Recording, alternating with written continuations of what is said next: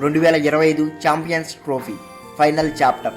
2025 champions trophy మరోసారి India versus Pakistan. Kohli ఫామ్లో లేడు, ఎలా అయినా మ్యాచ్ గెలవచ్చని పాకిస్తాన్ అభిమానుల ఆశ.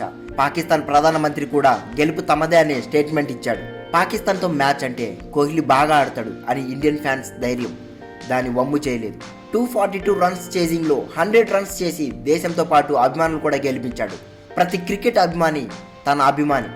ఈ సెంచరీతో కోహ్లీ 14,000 ఓడిఐ పరుగులు మైలురాయిని సచిన్ కంటే వేగంగా అతి తక్కువ మ్యాచ్లోనే కొట్టిన రికార్డుని క్రియేట్ చేశాడు. ఇండియా పాకిస్తాన్ మ్యాచ్ అంటే తర్వాత రోజు హెడ్లైన్స్ ఎప్పుడూ ఒకేలా ఉంటాయి. ఇప్పటికీ ఆ స్క్రిప్ట్ మారలేదు. భారత్ గెలిచింది, పాకిస్తాన్ ఓడిపోయింది. కోహ్లీ మరోసారి చరిత్ర సృష్టించాడు. విరాట్ కోహ్లీ కేవలం ఆటగాడు కాదు, అతను ఒక శక్తి. పాకిస్తాన్తో మ్యాచ్ అంటే అతను మరింత ధైర్యంగా, మరింత శక్తివంతంగా మారతాడు. అతను ఒత్తిడిని అధిగమించి ఒంటరి పోరాటం చేసి జట్టును విజయ తీరాలకు చేర్చగలడు. అందుకే అభిమానులు కోహ్లీని గోట్ అని పిలుస్తారు. అలాంటి అతనికి ఫ్యాన్స్గా ఉంటే కాలర్ ఎగిరేసుకుని తిరగచ్చు.